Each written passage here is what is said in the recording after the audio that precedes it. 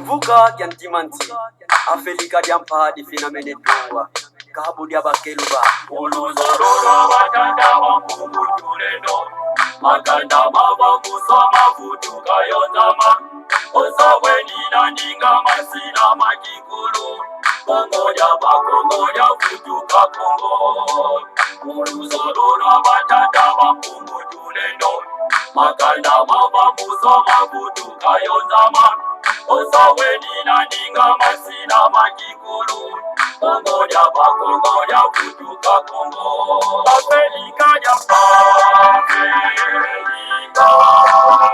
Afrika ya Madina Tumba Afrika ya Madina Mene Tumba Afrika ya Afrika ya Madina Tumba Afrika ya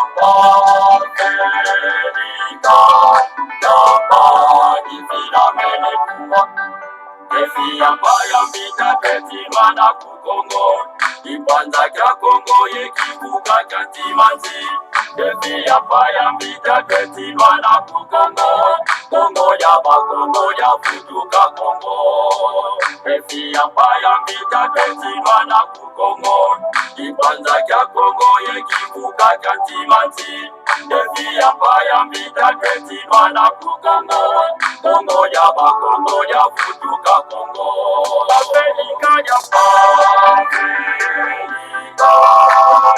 Afrika ya Madina Tumba Afrika ya Madina Mene Tumba Afrika ya Afrika ya Madina Tumba Afrika ya Madina Mene Tumba Zakuza kuna tatu zazo sina katulwa Uluzololwa batata makungu tuleno Sikumi azone za kwanza zinatungwa Yevuka na ukivuka kantimati Zakuza kuna tatu zazo sina katulwa Uluzololwa batata makungu tuleno Sikumi azone za kwanza zinatungwa Yevuka na ukivuka kantimati Afrika ya Afrika ya Madina Tumba Afrika ya Madina Mene Tumba Afrika ya Afrika ya Madina Tumba Afrika ya Madina Mene Tumba Sikumi nazoleza kwanza zinatungwa Kongo kwimaka ngubengela kuva kuzambi Oyo makatanga kivuku bangi chwapa Kasaimu kivuka chantimanti Sikumi nazoleza kwanza zinatungwa Kongo kwimaka ngubengela kuva kuzambi Oyo makatanga kivuku bangi chwapa Kasaimu kivuka chantimanti Afrika ya Afrika ya Madina Tumba Afrika ya Madina Mene Tumba Afrika ya Afrika ya Madina Tumba Afrika ya Madina Mene Tumba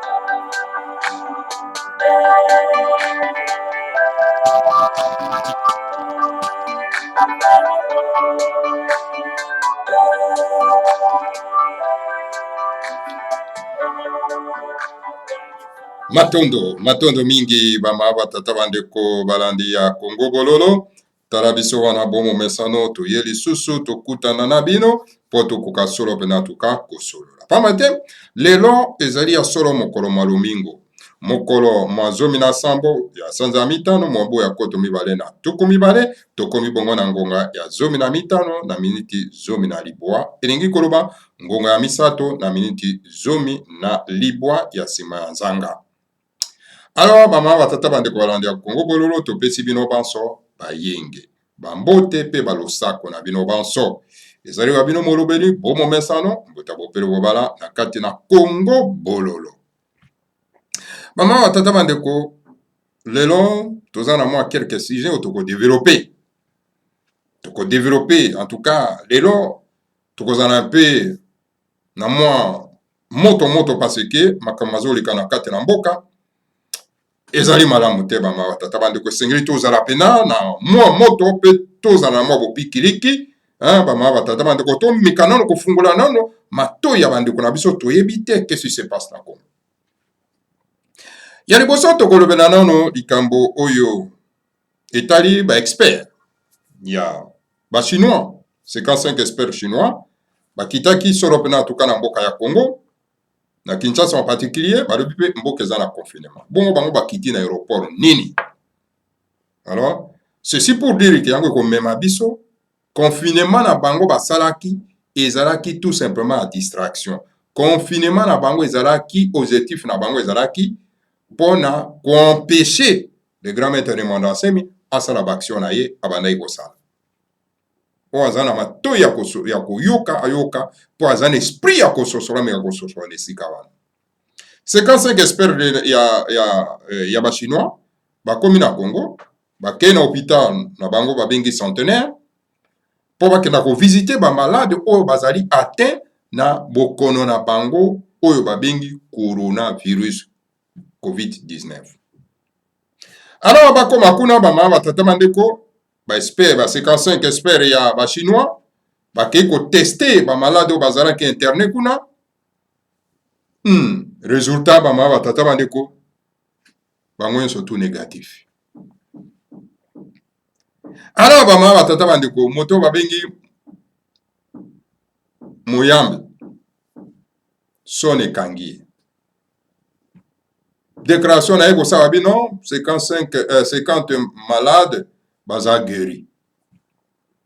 Mais quelle honte na mboka mobimba boye ba scientifique lokuta ba homme politique lokuta miyibi ba binzambi ba pasteur ba bishop ba nani lokuta miyibi ba professeur ba enseignant miyibi kanyaka.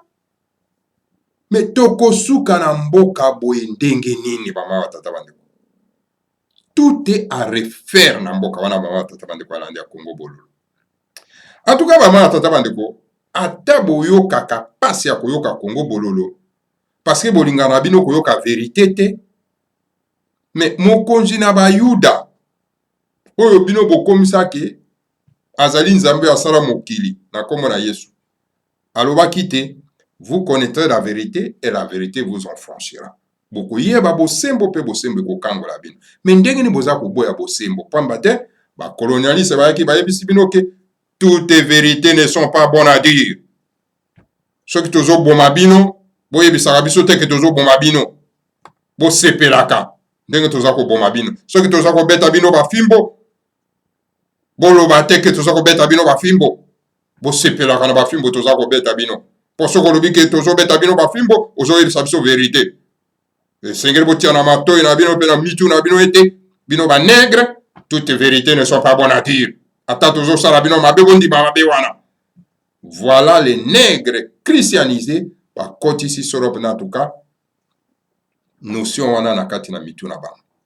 Yango wana tango tokoya na Kongo bololo toloba bosembo eza kosone vraiment pasi na matoi. Okomona bandeko mosusu akoboya na ye kopartage Kongo bolo aboyi. Soka s'abonaki ake se désabonner. Po s'abonner eza kosala ye pasi abina ko s'abonner na chaîne wana te parce que soki na yoki mutu wana na lalaka te butu mobimba.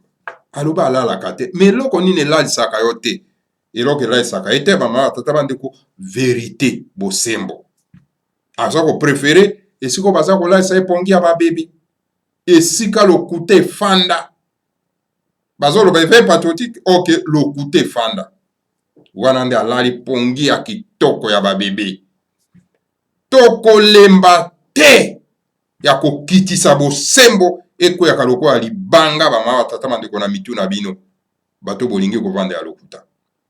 Voilà bamama batata bandeko balanda ya Congo bolo. Donc voilà bascientifique lokuta. Donc coronavirus na Congo eza te. Bomona ite moto babengi Munyangi alias Jérôme. Banegre yango mpe balinga kochange bakombo te na moto atangi kilasi monene moto na mayele me aza koyeba teke kombo aladi ya Jérôme ezali kombo ya bapaya donc eza koridiculize ye e vraiment banegre baza na Congo. Alors Munyangi alias Jérôme asengi na bato oyo baza na kati ya mboka matata bandeko bopesa ngai 20 malades seulement comme ça tokenda kosoigner bango bopesa biso 14 jours seulement totala soki bakobika o bakobika te babu kopesa ye donc 20 malades mais tata bandeko mboko ekoki kotambusama na bato ya lokuta te il faut etambusama na bato ya bosembo mais bato oyo ya lokuta bango na bandoki ya mabe baza kobela bato moko bango na bamiyibi baza kobela moto moko bamama batata bandeko balandi ya Congo bolo eza grave. Voilà situation toza nango yango wana donc eyi koloba ke ba expert ya bachinois baye na kati na mboka mpona likambo mosusu baye likambo mosusu alors bokeba départ na bango ekatombe ekosuka wana ekokita wana bamama batata bandeko balandi ya Congo bolo. Combien de fois le grand maître de Mandasem alobaki te bokono wana ezali awa te bokono ezali te okomona moto babengi olinga koya aza kolata ba combinaison lokola moto azokenda na sanza mpona koloba ete bokono ya coronavirus eza na kati ya mboka nokazala atrape azokenda kokutana na egamete azolata le gamete ya Mandasem alati bamaske te alati bacombinaison te ya bato ya sanza. Donc voilà, les gens marchent dans les mensonges. Lokuta na lokuta, kolia lokuta, kolala lokuta, koloba lokuta. Bosembo epa na bango ekomande pasi pona koloba. Bama tata bande kwa landa Congo bolo. Voilà. Wana ezalaki likambo etali ba expert ya ba chinois ba yena kati ya Congo. Alors, deuxième information to kopesa bino tata bande ko Mokuna na kati na prison ya Makala. Mokuna akoti prison ya Makala. Na tie matoi bamama tata bango mwa 2 jours na vandaki na tie matoi. Na tie matoi na koka koyoka soki bato oyo Mokuna bandaki ko prêcher na lingomba na ye bakosala un soulèvement pona ko défendre mokonzi na bango. Silence radio. Silence radio. Bamama tata bande ko landa ya Congo bolo. C'est grave. On arrête votre père et vous restez silencieux. C'est un crime. Ezali likama pe crime monene bamama tata bande ko landa ya Congo bolo. Donc voilà, on a des informations de kopesa bino. Donc Mokuna na prison ya Makala pona nini parce que bana ya soi-disant Laurent disait Kabila baki kofunda ye bamama tata bande ko bana lesanga atimati. Ok derrière wana ezai politique kanambe mwana tuti rwandais motazali solo pena tukana yenda ya arrestation ya Mokuna et Mokuna croyait que bon le la président mosusu aye na kati ya mboka aza ko défendre président wana alors donc bakokanga ete erreur grave to lobi na bino mbala boni awa ete moto babengi Tshilombo sisi Félix aza ko gouverner te azo kamba mboka te aza na tout simplement mwana mosala ya politique kanambe tolobi na bino mbala ebele te ye Mokuna akokai koyeba teke En tout cas, bon, peut-être, Natango ya ce sera oui, effectivement, que Mboka ezali dirigé na Chilombo te. Akoye bangonde sikoyo. Parce que le grand maître de Mandazima Alobaka, malheur à tous ceux qui comprennent toujours en retard.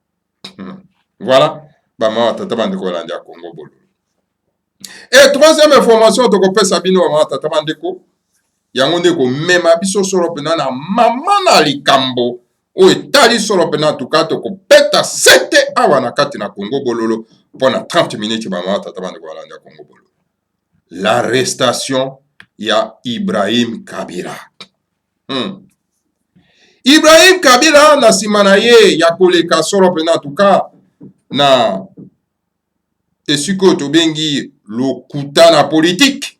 Obino bobenga ka bosolo na politique, mais biso to benga ngo lokuta na politique. Po aloba ba makamba bosolo to be ya lokuta. Pamba te ye moko d'abord alati kombo ya lokuta na kombo ya Israël. Israël ezali kombo ya mboka ya Bayuda. Ye azali nègre, mboka na ye Congo, mboka na ye Kasai. Esengeli alata kombo ya Mbujimai, Kananga, e Kasai bongo na bongo po eteni na ya mabere bakoko na batikela ki yango. Mais alongo wana lokola souffraka na complexe d'infériorité idiot, ake kolata kombo ya Bayuda po asala promotion ya mboka ya kombo ya Bayuda. Voilà un nègre aliéné lokola Mutombo alias Israël. Ya kolobela bino makambo ya kitoko, ya bosembo na kati na embunduka na ye. Bao balandaka yo ezaka bato oyo baza na kati na lokuta wana, na kati ya aliénation wana, na kati ya complexe d'infériorité wana, ndio balandaka yo bamama batata bandeko bala isanga atimati.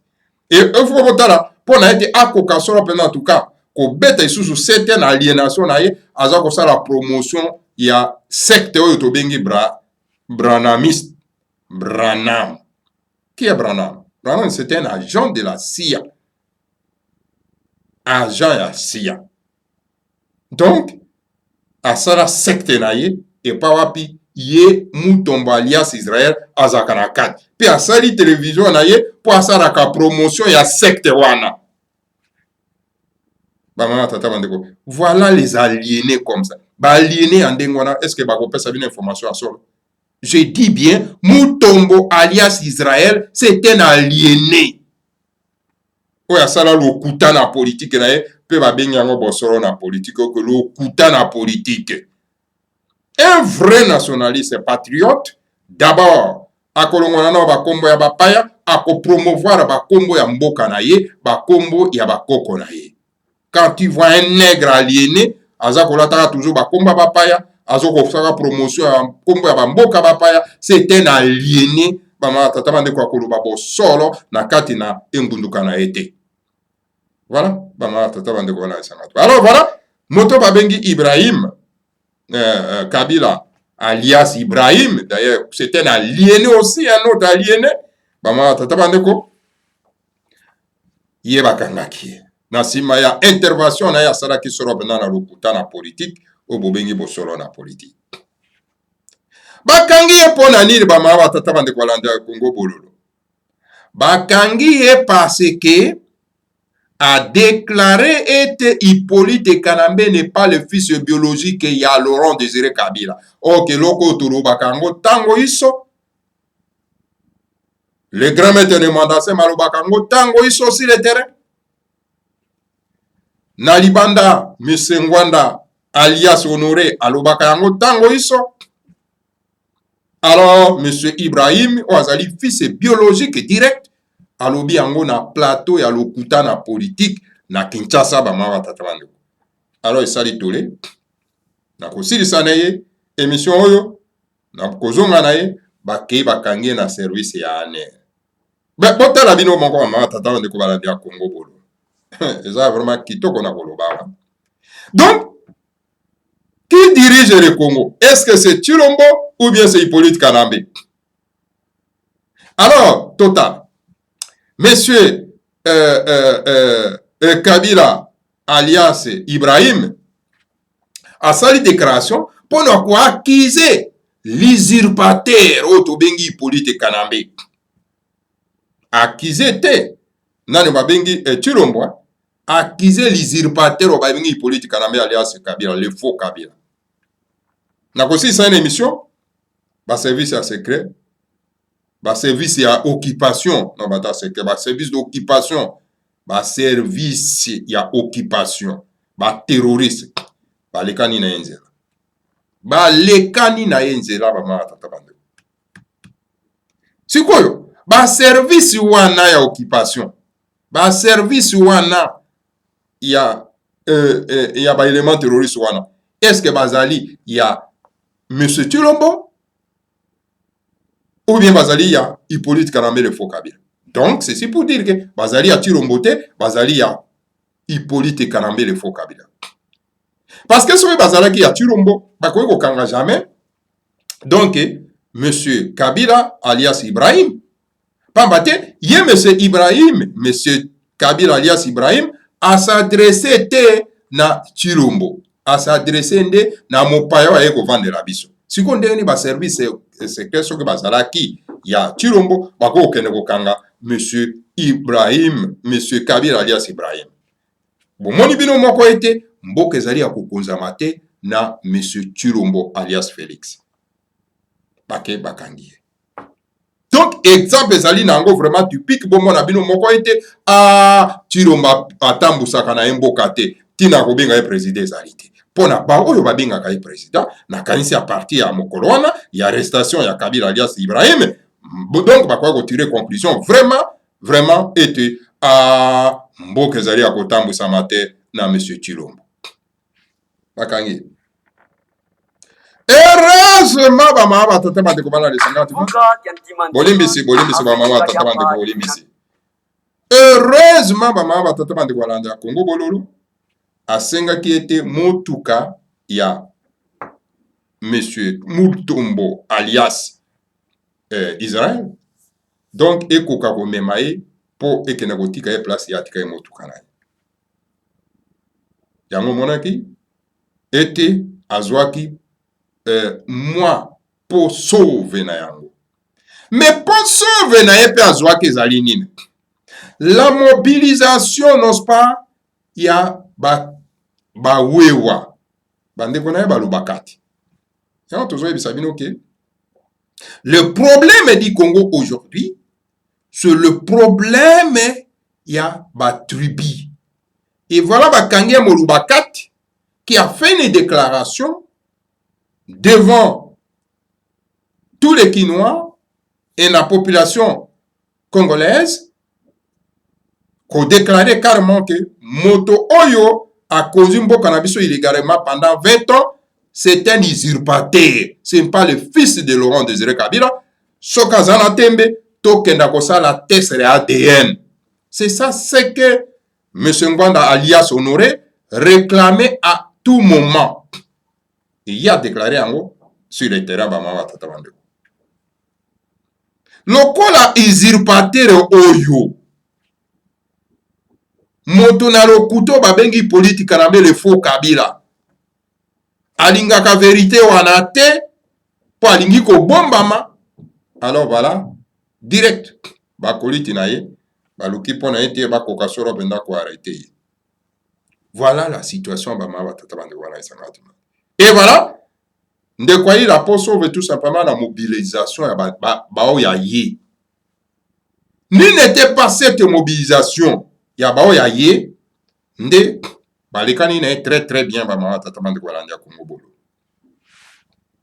Nde balekani na très bien. Mais ngata on a koyoka moto lokola Ngefa. Azolo bakete non makambo wana ya ba Kabila alias Ibrahim na ba Hippolyte Kanambe ezali ni distraction. Moi je ne peux pas comprendre les gens. C'est le moment que jamais il faut profiter na opportunité, il y a déclaration officielle, il y a le fils biologique à Laurent Désiré Kabila pour na to découdre na moto babengi politique Kanambe parce que boti akatembe soit na M. Ngwanda alias Honoré, boti akatembe soit na le grand maître Nemanda Semi ou alobaka o effort été Hippolyte Kanambe, ce n'est pas le fils biologique de Laurent Désiré Kabila. sikoyo son fils biologique a déclaré yango. Alors donc esengeli la colère ya bana somi ya mboka ya Congo emonte au créneau mpona korendre compte, n'est-ce pas, na moto wana bama tata bandeko a usurpé kombo ya ndeko na biso pe a régné pendant 20 ans na kati ya mboka ezali ya ete. Bama tata bandeko alandi ya Congo bolo. Et voilà, ndeko ayi la poso na mobilisation ya ba oyo ya ye. Mokuna si n'a pas eu la peau sauve parce que ba oyo ya ye ba lala pongi. Et soki ba lala pongi peut-être baza koyoka soni pomba te amonaki motakala ya moto na bango na film pornographique ba mama tata bandeko yango babi moyen peut défendre moto aza na ba mbeba ya boye na miso ya bato eza te yango na bango pe batikali silencieux moyen ba défendre eza te. Et maintenant ba mama tata bandeko bana lisanga timati mwana ya fils ya Laurent Désiré Kabila va déclarer que Hippolyte Kanambe c'était mon tout Rwandais, Aza Mopaï n'est pas le fils biologique, il y a Laurent Désiré Kabila. Mais que dit notre peuple Nakati Amboka? Que dit ba politicien Amboka Nabiso? Ba ko déclarer par exemple quoi ba Faïlou? Kabila c'est le fils du pays, Aza na place na ya wana Congo, etc. Est-ce que Motoloko la failli Bokolanda et Lisusu? Awa azako bomba solo pena mopaya na kati ya mboka rien na kati ya mboka pourtant usurpé comme ya Laurent Désiré Kabila pona kosa des crimes na kati ya mboka. Est-ce que Bokolanda lisusu moto babengi Chirombo alias Félix oyo azako bomba un usurpateur na kati ya mboka oyo asali crime na kati ya mboka na ba fausse commune bama tata bande ko landa Congo bolo. Est-ce que Bokolanda ba homme politique oyo baza na kati ya mboka wana o bazako benga solo pena en tout cas un moto Hippolyte Kanambe na kombo na faux Kabila? Est-ce que Bokolanda isu ba politicien wana bama tata man yango tolobi boye loko la vérité s'éclater en plein jour loko la vérité bimi na poissa parce que ceux qui font mandater malobi olobi ezali vrai te ceux qui M. Ngwanda alias Honoré obi ezali vrai te et que voilà le fils de Laurent Désiré Kabila en plein jour à bois qui bombe pas na somi ya mboka ya Congo ezali la honte soni monene bama tata bande ko landi ya Congo bolo soki ete totikali silencieux na cette déclaration yango tolobi boye na kati na Congo bololo tolobi boye na balandi nyonso ya Congo bololo tolobi boye et politicien nyonso tu et leader nyonso tu et congolais nyonso tu oyo akobenga le faux Kabila na kombo ya José Kabila azali nani kizengi. Désormais à partir ya lelo moto nyonso tu oyo akobenga Hippolyte Kanambe na kombo ya faux kombo na ye Kabila ya José Kabila c'est un kizengi. Soki boyoki kaka un politicien na kati ya mboka na biso, un leader na kati ya mboka na biso, un congolais na kati ya mboka na biso, ezala meme na mboka bapaya aza kobenga Hippolyte Kanambe na faux kombo na ye Joseph Kabila, c'est un kizengi. Directement tia na cerveau na yo ke nazali devant un kizengi. Voilà ma tata bande ko landi ya Congo bolo. Et vous savez kizengi azali nani? Boyebi kizengi azali nani? Boyebi bino moko. Po bakoki kokosa bino pendant 20 ans te mobimba ma tata bandeko. Moto moko ya kokosa bino pendant 20 ans a régné en maître, a détruit mboka na bino, a tia bino na ba fausse commune et la vérité éclate aujourd'hui. Et vous dites que la silence? Non, ba tata bandeko. Et sengelito senga ba compte da moto wana ba ma tata bandeko balandi ya Congo bololo. Nalingi na sala parallélisme awa ma tata bande ko landi ya Congo bolo. Bomoni Monsieur Ibrahim, Monsieur Kabila alias Ibrahim a eu la peau sauve grâce na baoyo ya ye. Et tout dans les grands maîtres de Mandassé. Le grand maître de Mwandanse Mitumwa Nzambe, le chef saint de la race bantou, et le leader charismatique, il y a peuple Congo. Parce qu'il défend les intérêts du peuple Congo. Bakangi, le 24 avril, comme un criminel, comme un assassin, comme un terroriste, alors, Baimboka, ya Congo, Patikali, bouche béante. Aucune réaction. Donc, on arrête votre leader charismatique comme un homme vulgaire, et pourtant, lui, le seul qui défend vos intérêts, Botikali silencieux.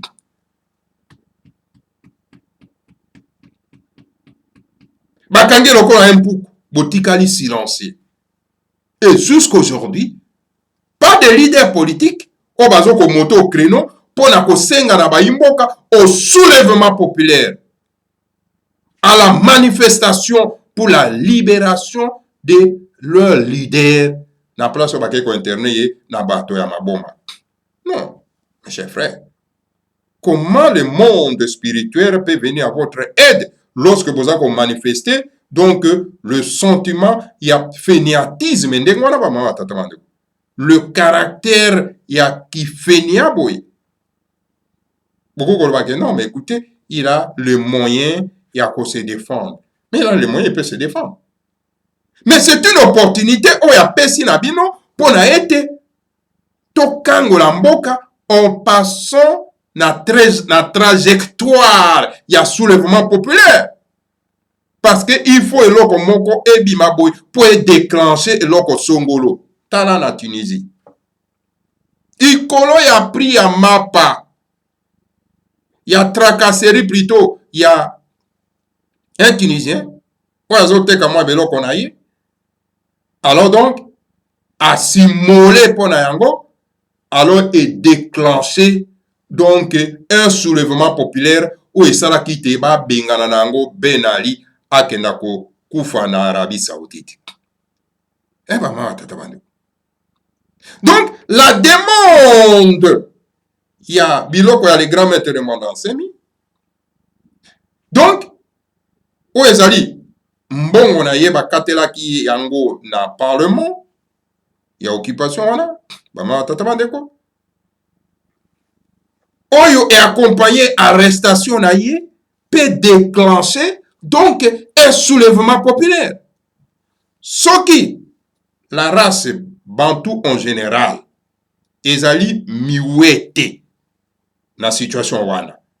Mais le peuple Congo, oh les grands maîtres ne cessent de dire à chaque fois et de défendre à chaque fois. Bakoki la silence si ndenge nini bama batabande ko balande ya Congo bolo.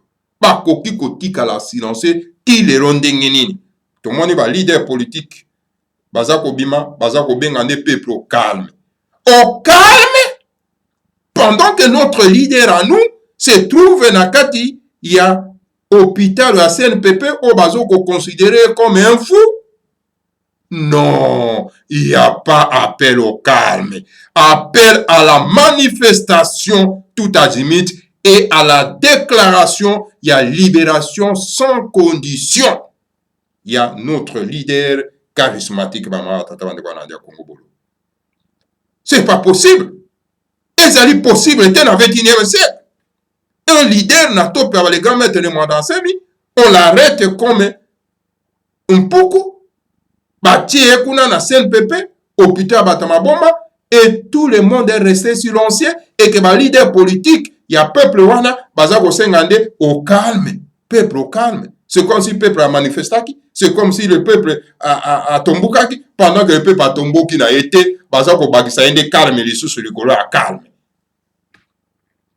Au lieu d'exciter le peuple, balongwana immobilisme au bazana yango, batelema pona ko défendre leur peuple.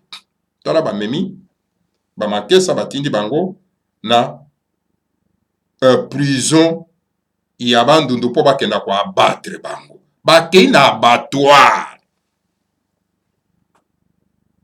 Et ses frères et sœurs, au batini bango na abattoir na bandundu, ils ont défendu notre leader charismatique, Nemanda Asemi. N'a pas si bien exemple. Kabila alias Ibrahim, il a eu la peau sauve au soulèvement. Il y a ye, wewa, nini, lubakati, tout ça là. Alors, on va se soulever. Alors, et ça, il était pouvoir d'occupation, mais ce qu'il est là, le mouvement et le soulèvement populaire est dans le Congo d'Akati. Bon. Toloba, race bantu yon sauté, parce que bango bazo komona ke na ignorance na bango bazo se retrouver te na mayo le grand maître de Nemanda. C'est maza koloba parce qu'ils sont ignorants. Ba comprendre toujours na retard. Mais le peuple Congo, oh le grand maître de Nemanda, c'est ma pesaka énergie mobimba pour na défendre yé parce qu'azali un peuple paralystique. C'est-à-dire que azali un peuple handicapé. Vous êtes un peuple handicapé, le peuple Congo. Vous êtes handicapé. Alors, Sengali, peuple Mosusu, Bangana, bon, bazako, bazana nguya, pas quoi défendre bin. Et Sengali va défendre bin parce que vous êtes mat. Donc, bazako nyokolo bino, na kati ya mabele abakoko na bino. Et vous trouvez ça normal? Alors donc, comme vous êtes un peu malade, et Sengeli, toya poto lamusabino, olamuka. Molamuka. Popo, to inokile bino, donc, ma injection pour te permettre bino, yako lamuka, pour na ko se défendre, pour défendre, n'est-ce pas? Le grand maître Nemanda Asemi. Voilà, maman, tata bande kwa nanda Congo bolo. Hein? Boy, tala. Boyo kanabino soni tobe ate. Soki to temi to défendre le grand maître de Nemanda Asemi bakolo babiso to zaba tribaliste. Oh. Mais quoi c'est la tribaliste? Ezali mabete, ezali malamu. C'est-à-dire que l'amour de sa tribu, l'amour de sa nation naturelle, c'est bien, c'est bon. Parce qu'avant la Congolais, il faut d'abord na appartenance na yo, na tribu na yo, ba ma batata bande. Siku yuko yoka soni ndenge nini, okoboya kotela pour défendre leader na ndenge nini. Au moins on se tenga bon, ngana bala ngana za mokongo na bala mongala na bala motosongolo ya province mosusu soki boye na telemi pona défendre Nemanda Asemi parce que Nemanda Asemi parle que likambo etali ba Congo etc. Bongo siko na kotia bano na botina moto wana na mwaso outi na ekolo songolo wapi. Mais soko ozali mongala ou bien ozali mokongo obali mongala mwasi oza mwasi ya mokongo bali mongala mais mongala oyo bali aza na mabele yo bakoko batikela ye mais zukenda zwana ye bokenda na mabele ya bakoko na bango yo pese mokongo bala soki mutu mosusu mais zwa ekenda nango na mabele ya bakoko na yo. Non mes chers frères, ça eza ba aventure. Un vrai tribaliste aboyaka ba tribu mosusu te. Le grand maître Nemanda Asemi azali un vrai tribaliste oyo atondi na bolingo na ba tribu nyonso. Moi bopere bobala, je suis un grand tribaliste, j'aime toutes les tribus. Un vrai tribaliste aboyaka ba tribu mosusu te. Parce que bolingo yaza nango na tribu na ye yango nde akopesa yango na ba tribu mosusu. Akosala pont. Yango le grand maître Nemanda Asemi alobi que maye malekaki na mboka ya Rwanda ekoki koleka awa na Congo te.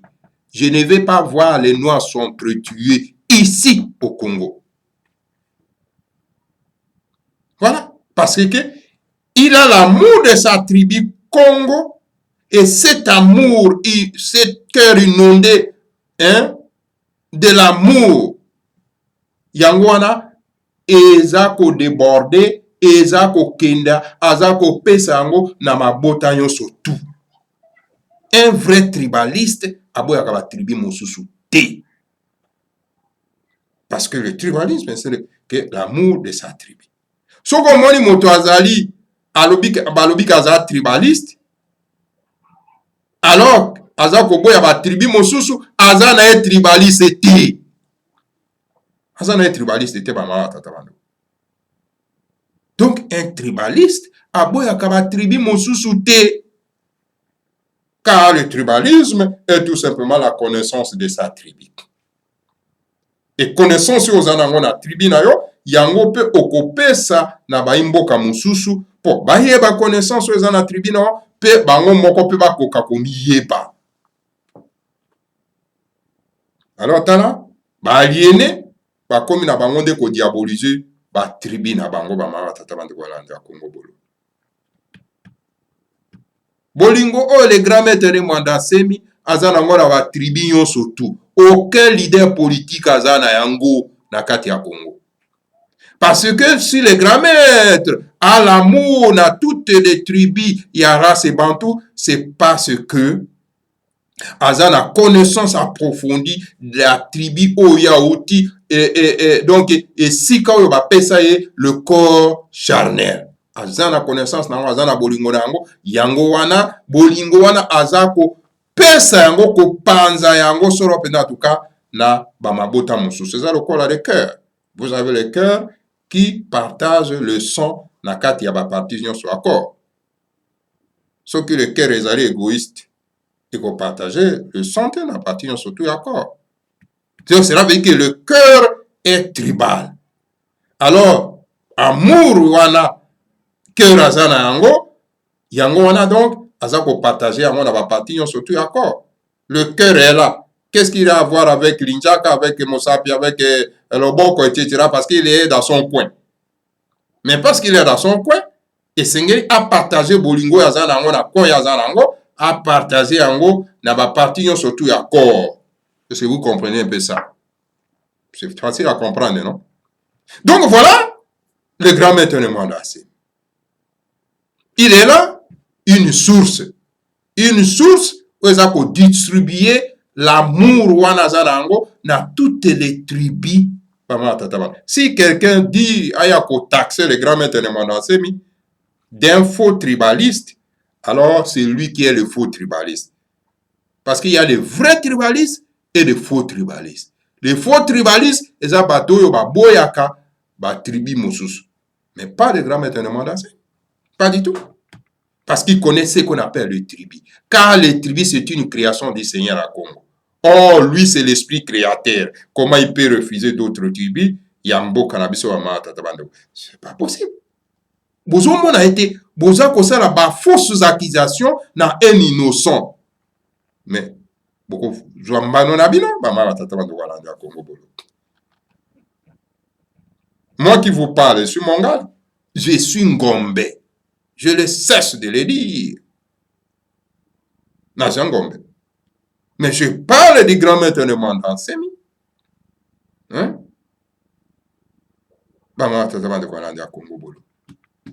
C'est quoi? Tribalisme et faux tribalisme. Parce que nous parlons du faux tribalisme. Pas du vrai tribalisme. Parce qu'il y a du faux tribalisme et du vrai tribalisme. Du vrai tribalisme, c'est-à-dire l'amour de sa tribu, et avec cet amour, vous donnez, n'est-ce pas, à d'autres tribus. Le faux tribalisme, c'est-à-dire que Olingi Kaka, tribu Oyayo, ba tribu Monsus Olingi na Bangote. Voilà la différence, maman, tata bande. Donc voilà, bande Konabiso, il y a Bakongo, Bafandi silence radio. Til lelo nazo tia matoi nazo yokata eko moko te.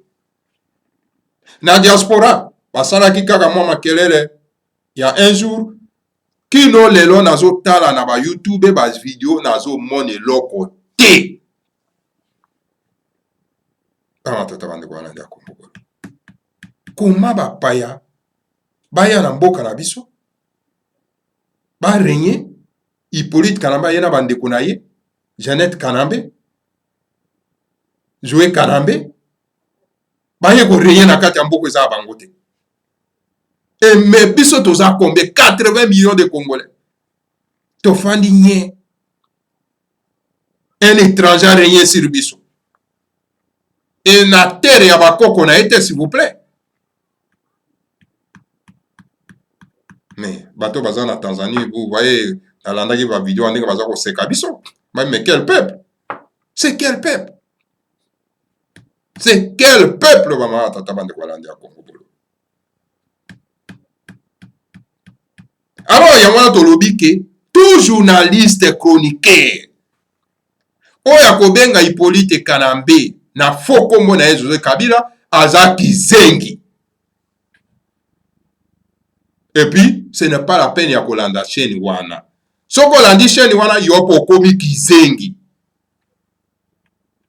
Na lobby, je répète encore, motoyo surtout, chroniqueur ya radio, ya télévision, bongo na bongo, oya kobenga Hippolyte Kanambe na foko mona José Kabila aza kizengi. Et que yon moto kolanda télévision wana. Donc, chaîne wana yopo zali kizengi. Voilà, maman, tata bande kwa landa ya Congo bolo. Alors, Esengeli, avec la déclaration, il y a Ibrahim, il y a Kabila alias Ibrahim, donc, est interpellé moko na biso, poto benga na mopaya oyo, to silisa sonyo. Na ebisaka bino chaque fois. Tozali bato aliboso, yako kutana na likama oyo te. Ba Péruvien ba kutana ke na likama oyo na Fujimori. Mais tant que vous découvrez que Moutarukuta c'est un usurpateur, balanda kaye. Ba se débarrassaka na soni wana wa tata bande.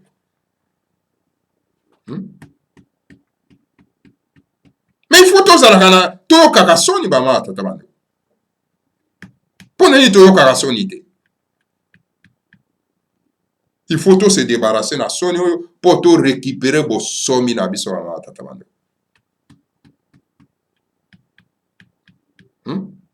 Voilà. Donc voilà, bama tata bande ko balanda Congo bololo. Moi parallélisme na ngai ko sarawana. Ibrahim Kabila alias Ibrahim a la poso grâce na bao ya ye ba telemi ba sali mouvement ya protestation ya ko sakanate. Alors esengeli bao yo bazana kati na bundu dia Congo. Bon, bazali ba peuple Congo. Bon, bazali ya race bantu oyo baza ko se retrouver dans les grands maîtres de Mandasemi botelema. Porte tolongola soni oyo mopaya ko tia ndeko na biso, il est chef saint de la race bantu na hôpital ya Saint-Pépé ya bato maboma. C'est-à-dire que biso bato tozo dans les grands maîtres de Mandasemi toza bato maboma. Non, mes chers frères. Donc, bino bande kuna biso ya Congo central bolandaka les grands maîtres de Mandasemi, on défendaka vos intérêts, boza bato maboma. Mais il faut beaucoup na kanda ne sikoyo. Il faut beaucoup ce qui au kanis au comme ne sikoyo, il faut comme na kanda.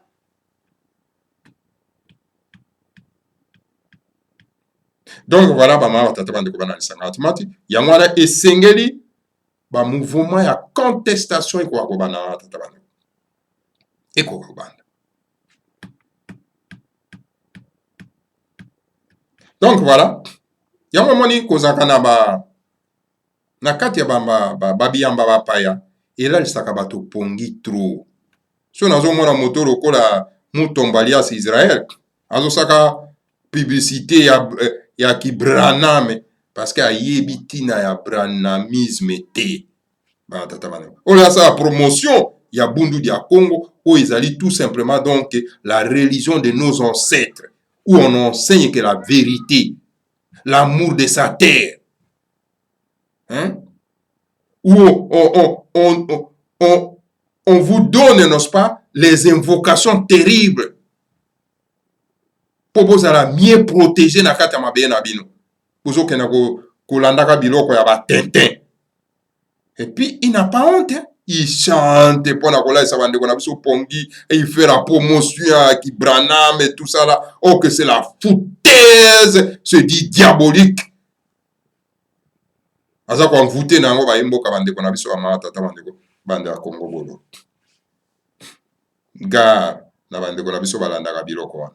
Voilà bama tata bandeko balandi ya Congo bololo oyo nakokaki solo mpenza en tout cas komemela bino na pokwa lelo na situation oyo ya arrestation ya mukuna ya Kabila alias Ibrahim na ba expert ya Nations Unies oyo bayaki solo mpenza na Congo. Voilà tokutana bino mbala nsima batata bandeko toza kotioba matoi toyoka baeko bama tata bandeko pamba te le grand maître de mandation maloba toujours alobi ke baliaka mafuta ya taba ntango ezali na moto kolinga te ekoma malili. Boyeba expression wana bomedite na yango bama tata bandeko yango wana natiki bandeko na biso ya Congo central ya Congo ya kati na loyembo oyo bomedite na yango ezoloba nini tolanda na bokebi nyonso. Que le Seigneur à Congo vous bénisse tous, bénisse Nemanda Asemi et bénisse la République fédérale du Congo, Ingeta, Ibobo et Ibobo.